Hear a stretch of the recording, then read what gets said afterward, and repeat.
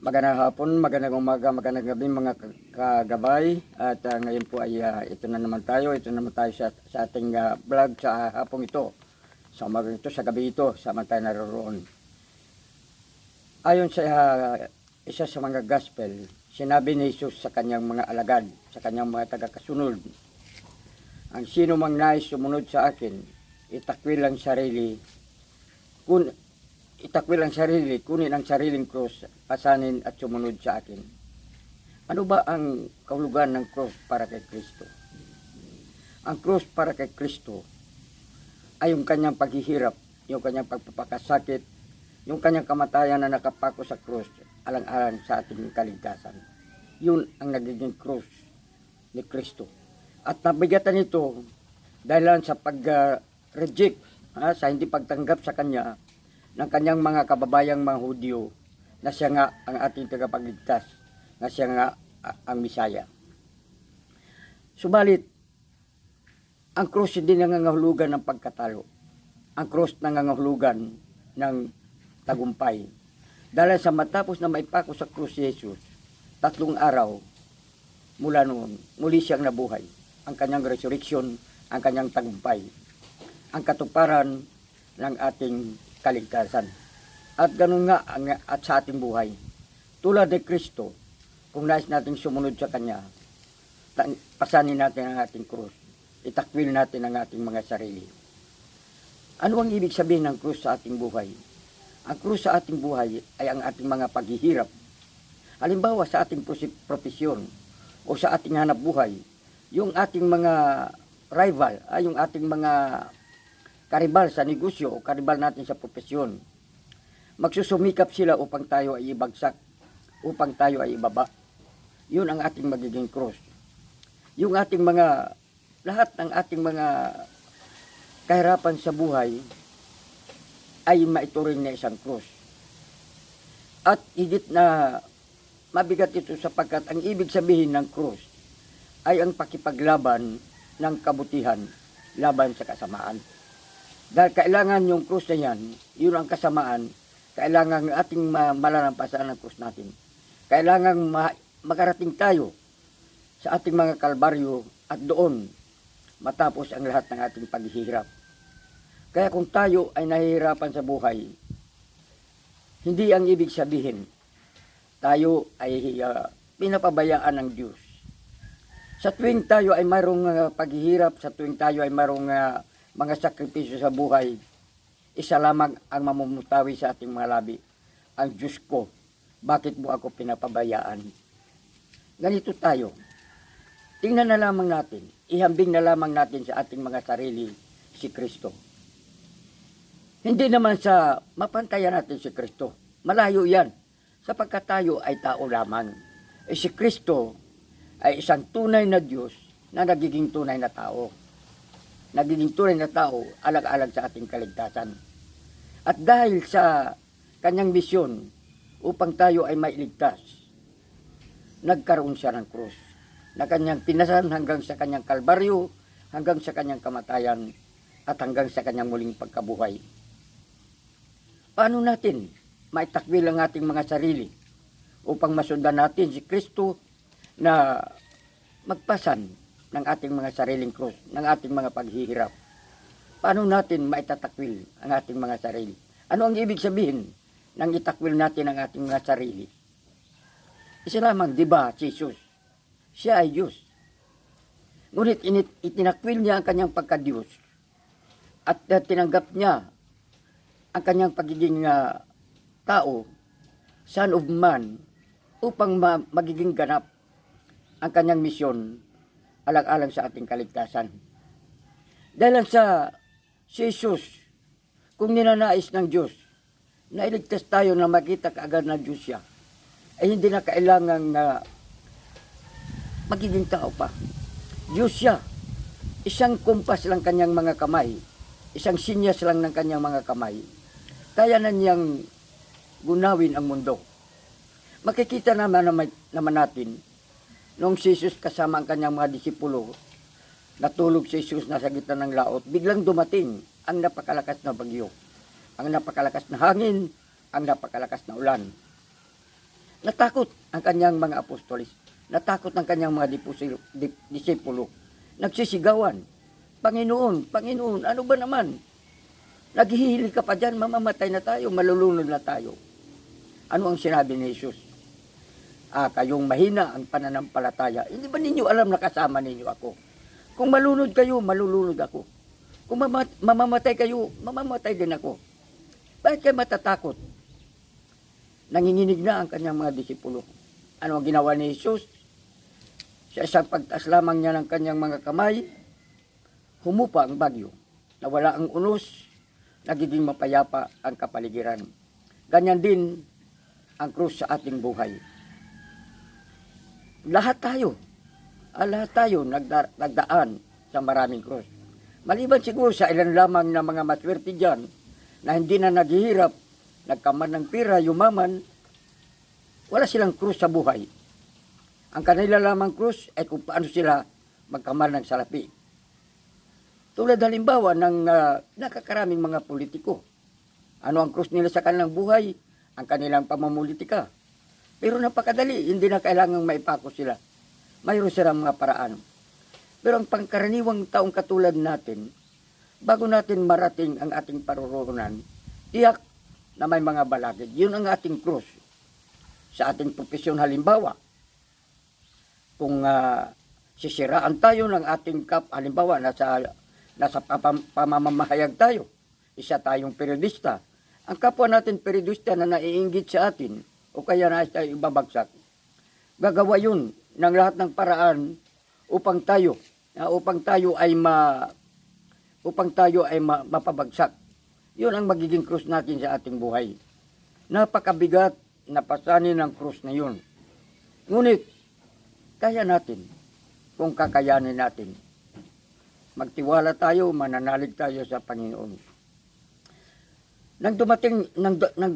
Kapag darating sa ating buhay ang ating krus, huwag tayong matatakot, huwag tayong mangangamba, huwag nating sasabihing pinapabayaan tayo ng Diyos. Hindi tayo bibigyan ng Diyos ng isang problema na hindi natin kayang dalhin at tutulungan niya tayo. Malinaw ang sinasabi ng ating Panginoon, hali kayo, kayong mga napapagod, at bibigyan ko kayo ng pahinga. Hindi pa ba tayo nagtitiwala dyan? Ang mga pagsubok sa ating buhay, ang mga krus sa ating buhay, ay titiyakin natin madadala natin hanggang sa ating kalbaryo, nang sa ganun, masasabi natin ang ating mararating ay isang victory over our cross. Tagumpay laban sa ating kahirapan.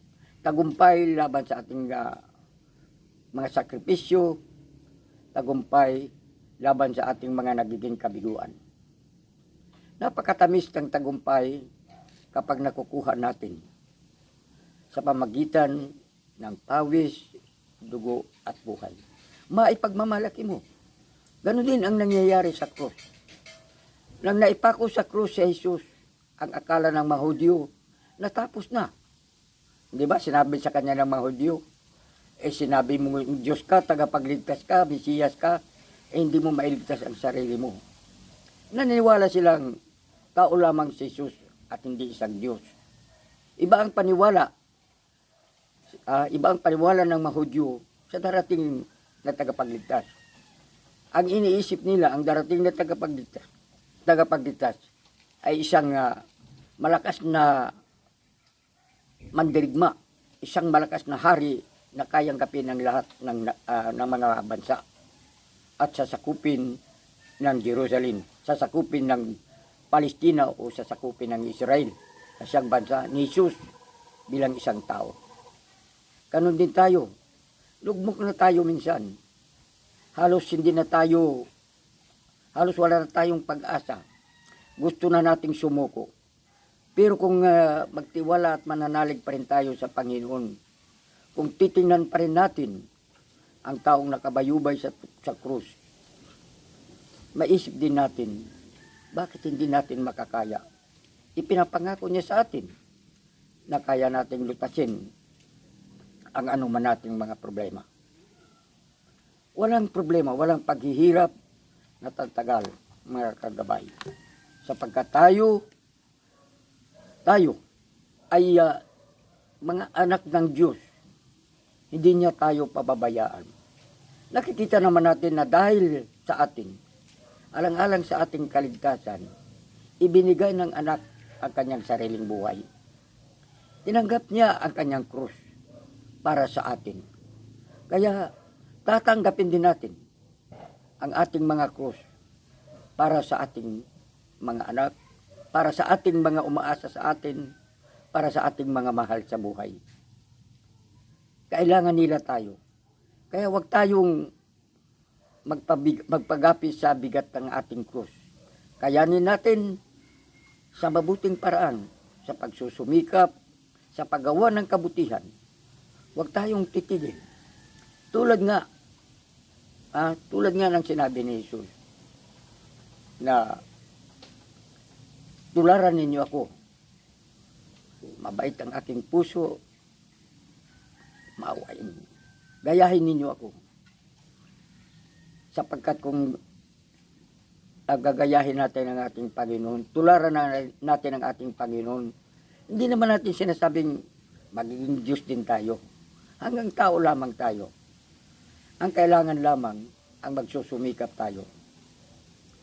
Ang masama kasi minsan sa atin, sa ating mga tao, ang masama, ang nakikita lamang natin, yung ating mga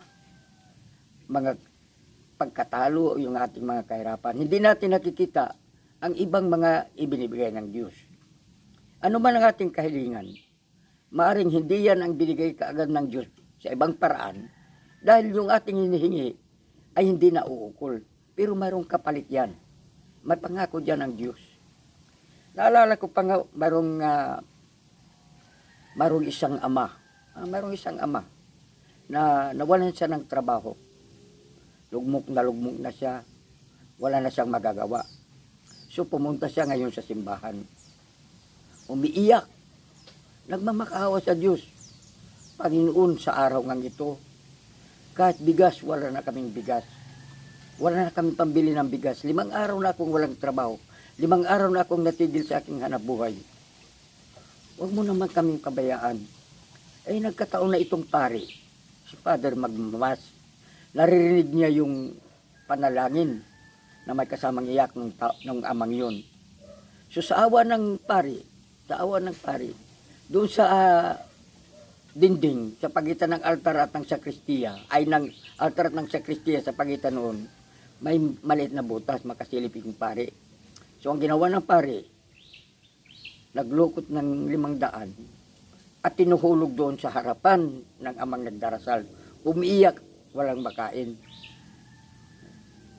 Nung maramdaman ng amang yan na may bumagsak sa kanyang harapan, kinuha niya 500. Paano ito, Lord? Mahirap pa rin. Hindi pa rin, kulang pa rin ito. Paano pambili namin ng ulam kahit sana sardinas? Ganyan tayo. Manghihingi tayo, pagbigyan tayo, hindi tayo nakukontinto. Kaya kung magdasal tayo, huwag natin i-specific, huwag natin sabihin, Lord, bigyan mo ako ng ganito. Lord, bigyan mo ako ng ganito. Isa ang ating sasabihin, Panginoon, nahirapan ako sa ngayon, mayroon akong problema, mayroon akong sakit, ipagkaloob mo sa akin ang iyong grasya, maraming salamat sa iyong awa, sa iyong tulong at sa iyong biyaya sa akin. Ganun lamang kasimple ang ating gagawin, sapagkat sa pamagitan niyan, malampasan natin ang ating cross. Walang paghihirap na hindi magsasagutin ng Diyos. Nasa atin ang lahat. Wala sa Diyos. Sabi nga, nasa tao ang gawa, nasa Diyos ang awa. Kung puro lamang tayong gawa, at wala naman tayo sa gawa, wala tayong matatanggap na awa. So, gawa at hindi gawa ang ating gagawin upang ating makayang dalhin, makayang pasanin ang krus. Hindi natin mapantayan ang paghihirap ng Panginoon. Tao lamang tayo. Tao lamang tayo. Kaya ngayong minsan sa isang mass nagumili si Father at nabanggit ni Father ang cross ng tao, ang cross ng isang tao. Bago siya magtapos ng kanyang homily, sabi niya, mga kapatid kay Kristo, sa susunod na Sunday, sa muli ninyong pagsimba, dalhin ninyo dito sa simbahan ang inyong mga cross. Ialay ninyo sa Diyos nang sa ganun kanyang malutas. Tulungan niya tayo pagpasa ng ating cross. Abay, ito na Sunday, may isang lalaki, pasan-pasan yung isang matabang babae. Nabigla si Father. Anak, kapatid, bakit naman nagdala ka ng ganyan dito? Ang bigat-bagat niyan. Ito nga, Father, sabi mo, dadalhin ko sa harapan mo yung pabigat sa buhay ko. Ito yung binan ko. Ito yung pabigat sa buhay ko. Ito ang krus ko. Hindi ganyan. Ha? Wala yan. Parang ika nga'y bagamat mga biro. Pero alam nyo, may mga ama kasi, may mga amang, minsan, maisip ko rin yan. May mga amang, pati yung problema sa loob ng bahay, ay isamang krus. Huwag nating isama. Ang problema natin sa bahay, hindi yan paghihirap. Hindi yan sakripisyo. Responsibilidad yan. Ang sinasabi ng ating Panginoon na krus ay yung nagpapahirap sa atin. Ang mga hadlang sa ating buhay. Pero yung ating pagpakain, pag-aruga, pagpalaki sa ating mga anak, yun ay hindi bahagi ng ating krus. Yun ay bahagi ng ating obligasyon, bahagi ng responsibilidad bilang isang ama, bilang isang magulang. Kaya, anuman ang problema natin sa loob ng bahay, huwag nating ituring na krus. Hanapan natin ang paraan. Kasi pagkaisipin natin krus, kalbaryo natin, kalbaryo ko itong mga anak ko, ano ba naman ito, hingi ng hingi. Hindi naman nagtatrabaho. Kalbaryo ko ito si Mrs. Napakaingay, napakabungangira, hindi ko maintindihan. Lalong magagalit sa atin si Lord. Ang krus sa ating buhay ay yung ating mga paghihirap, yung ating mga problema, kakayanin natin.